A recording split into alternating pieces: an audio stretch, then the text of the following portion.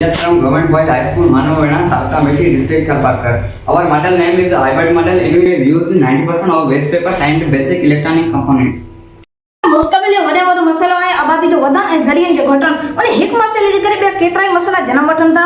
उन्हनि मसइलनि खे हल करण लाइ असां फैमिली प्लानिंग सेंटर मुतारिफ़ करायो आहे। उन्हनि में मुख्य मसइला ज़मीन जी खोट, पाणी जी खोट ऐं माहौलियाती गदराण आहे।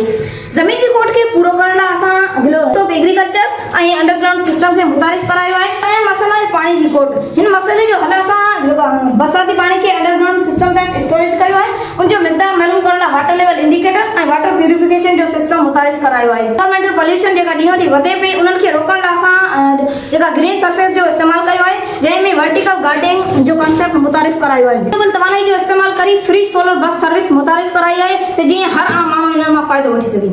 असांजो model Ohm's laws of reflection Boolean equation ऐं पास्कल लॉस ते कम करे। असीं ॻाल्हि कयूं त असांजे मॉडल में इनोवेटिव शयुनि जी त असां हिकिड़ो अहिड़ो ई रूपो मुतारिफ़ करायो आहे जंहिंमें एमरजेंसी सिचुएशन में मरीज़नि जो इलाज रोबोट्स कंदा जेके घटि वक़्त में वधीक इफिशिएंट आहिनि। ऐं असां पंहिंजे मॉडल खे अहिड़े नमूने डिज़ाइन कयो जंहिंमें अर्बनाइज़ेशन जे करे जेको मसइला थियनि था उन्हनि जा हल बि निकिरी वञनि था। ऐं असां हिकिड़ो आम डिजिटल सेंटर मुतारिफ़ करायो जंहिंमें को बि शख़्स पंहिंजे स्किल्स जे बेस ते अर्न करे सघे। जिंदगी जा केतिरा ई माण्हू हिन टेक्निक्स जो इस्तेमालु कंदे फ़ाइदा हासिल करे सघनि था।